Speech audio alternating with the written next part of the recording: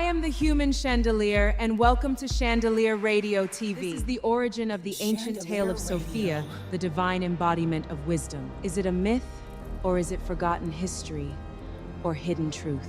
Of the ancient legend, and the oldest secret.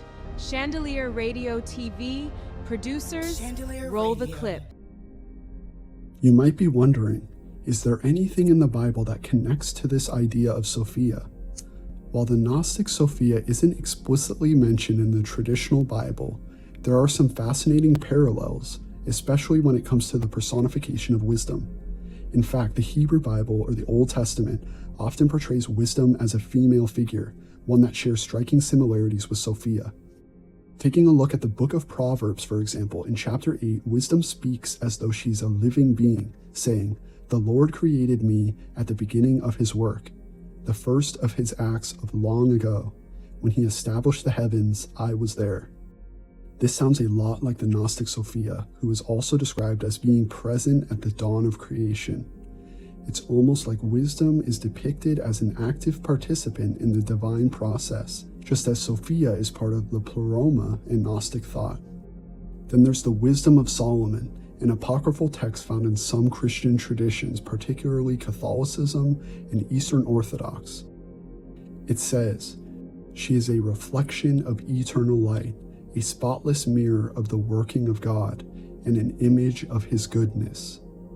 This description of wisdom as a divine emanation feels very Gnostic, almost as if Sophia of these traditions is peeking through. Gnostics may have in fact drawn inspiration from these kinds of biblical passages when developing their cosmology. Even in the New Testament, there are some intriguing nods to wisdom.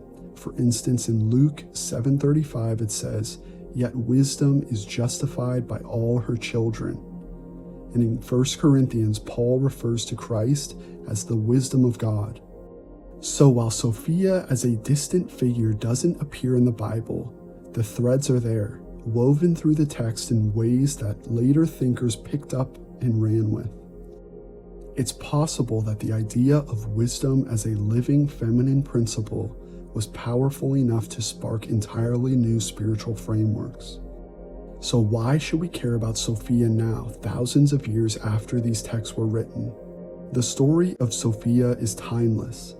It's about the human condition, our desire to know, create, understand the unknown. And it's about what happens when we get lost in the process. Sophia reminds us that mistakes are part of the journey.